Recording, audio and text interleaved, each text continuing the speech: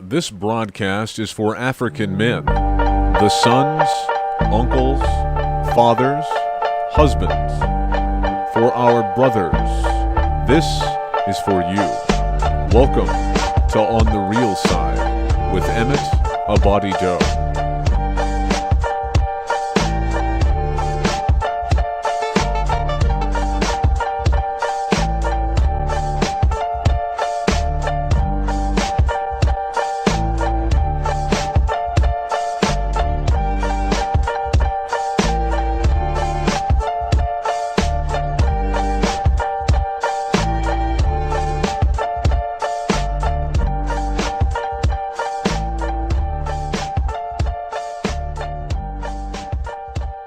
Not just any talk is a conversation. Not any talk raises consciousness. Good conversation has an edge. It opens your eyes to do something, quickens your ears, and good conversation reverberates. It keeps on talking in your mind later in the day. The next day you find yourself still conversing with what was said. That reverberation afterward is the very raising of consciousness. Your mind's been moved. You are at level with your reflections. This is On the Real Side, and I'm your host, Emmett Abati Doe. 5 men's issues that are no laughing matter. Men as fathers and role models. There has been a lot of talk about family values recently, but the status of the father in our culture remains unstable and undefined. What is the father's role in questions of abortion, divorce, and child custody settlements, and so-called visitation agreements? Should joint custody be the law of the land? And how do we incorporate men into children's lives in their earliest years, from preschool through high school, so that young men can learn about manhood from older men? What are the effects of poverty in the welfare system on the standing of fathers as role models in the community? Sexual harassment and date rape. We are living in a time which a kiss is definitely not just a kiss, especially in the workplace and on Capitol Hill. What is a fair and workable definition of sexual harassment? Can it be applied retroactively? If a man and a woman go into a room and something happens, but there's no witnesses and there is no evidence to support the claims of either side, who makes the call? Jobs and careers. To hear some people tell it, men rule the financial world and have no money problems. But the argument and the statistics we are fed about the male monopoly are loaded and inaccurate, and we know it. The steep decline in family income over the last 20 years, the loss of unionized and middle management jobs, and the emphasis on affirmative action for women in hiring all have affected the male unemployment rate dramatically. Who will represent us in these economic debates, and who will speak for us in political campaigns? Male health and longevity. A difficult topic for men to consider, since we have been raised to be stoic and full of denial about our physical well-being. But the fact is we die earlier than our female peers, we have more serious illnesses brought on by self-destructive behavior, and we are still targeted exclusively by the selective service system for the military draft. Our lives are considered expendable. Look at male fatalities in the workplace, male suicide rates, and male homicide rates, and you get some sense of the fragility of male life. The 5th men's issue that's no laughing matter. Male bashing. Most of us know the meaning of the word misogyny, hatred of women and femininity. But there's another word we need to know. A word that is not found in most dictionaries. The word is misandry and refers to a hatred of men and masculinity. From TV sitcoms to movies to books to advertisements to political speeches, there is a steady drumbeat of anti-male rhetoric and sentiment. And it comes from both men and women. The politically correct take on the American male has been that he doesn't get it. That he's a slob by definition, that he is clumsy and dull-witted and hopeless. That he is a natural object for mockery, and if you don't agree with all that, then you're a misogynist. Of all the items listed here, this last one is the most important. Until such time as masculinity is perceived to be a positive quality, and men are considered honorable and valuable citizens of this republic, ours will remain a bitter culture for the fathers and brothers and sons of America.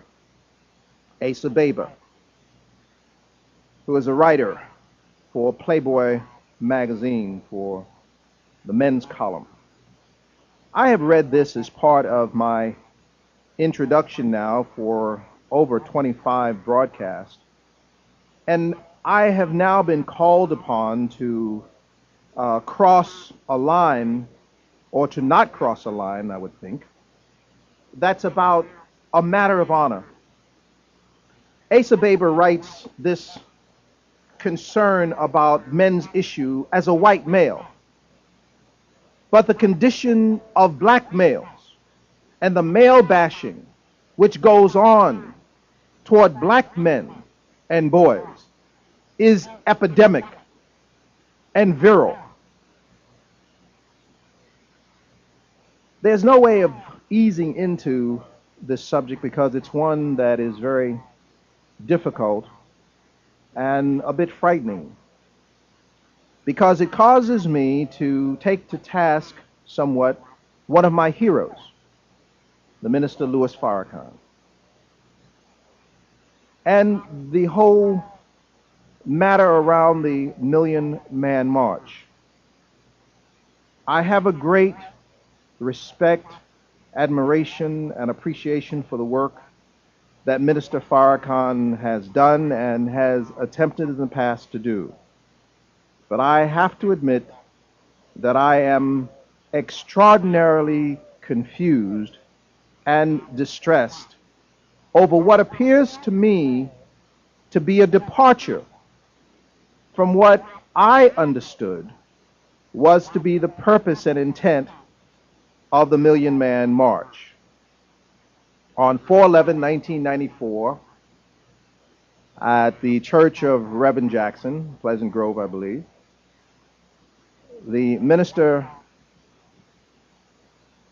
offered an introduction and an explanation as to the purpose of the march. I'm going to play an excerpt from that speech, specifically relating to the purpose of the march.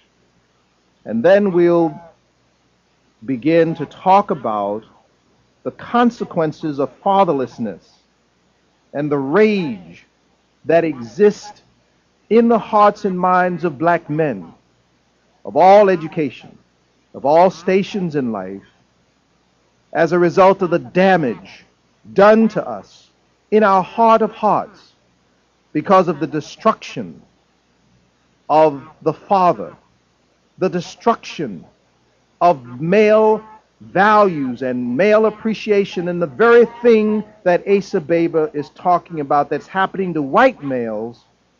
We have a terminal case of it. And I submit that one of the manifestations of this terminal condition within our community as a consequence of fatherlessness, as a consequence of the pain of not having a man to admire, of not having the love and touch of a man who is your father, of not knowing who your father is, or not seeing your father, or seeing your father castrated by your mother, seeing your father devalued by the system, devalued in movies, etc., has left an awful wound, an awful wound. And we're beginning to reap the whirlwind of that wound. We've been reaping the whirlwind of that wound.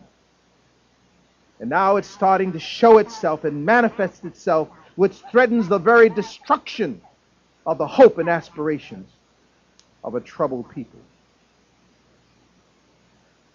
Minister Louis Farrakhan, 4/11/94. But fishing with a hook is slow. So Jesus said, cast your net on the right side. Reverend, we got to come with the right stuff. These black men are not here tonight to be played with. They are here tonight because they want to change in their life and they want to change in their community.